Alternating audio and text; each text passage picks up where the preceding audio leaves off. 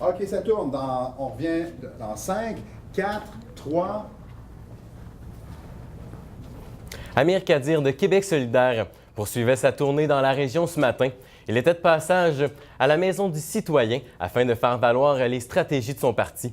Québec solidaire désire régler avant tout les problèmes du système de santé de la ville de Gatineau. Alors, Audrey Clément-Robert, on parle d'investissement de 130 millions de dollars si Québec solidaire est au pouvoir? Oui, tout à fait. Et pendant que je fais semblant de faire une converse, peux-tu aller te cuer à l'autre et juste signaler pendant que tu vas te cuer que de ne pas faire trop de pauses te fait désir régler avant tout les problèmes. Ça fait trop saccader. Donc, ne pas faire de pause là où il n'y en a pas. Et on peut prévoir que ça barde beaucoup ici au cours des prochaines semaines.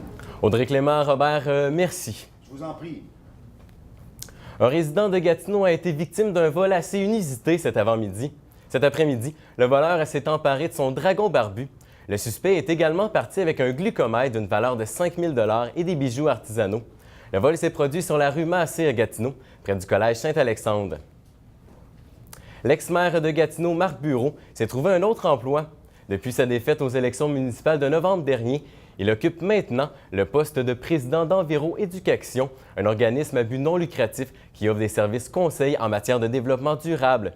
Depuis qu'il n'occupe plus le poste de maire, Marc Bureau refuse de s'adresser à tous médias.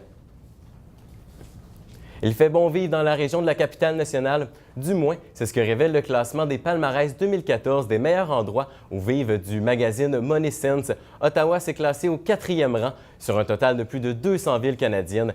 Quant à Gatineau, elle a décroché la 15e place. C'est Saint-Albert en Alberta qui est au 1er rang. La gestion d'incidents majeurs en une vue en 3D, c'est sous ce thème qu'ont gravité plusieurs conférenciers aujourd'hui au Collège La Cité. Parmi eux, Denis Lausion, directeur des services de sécurité incendie de Lac-Mégantic, a livré un touchant témoignage. Yannick Gagnon.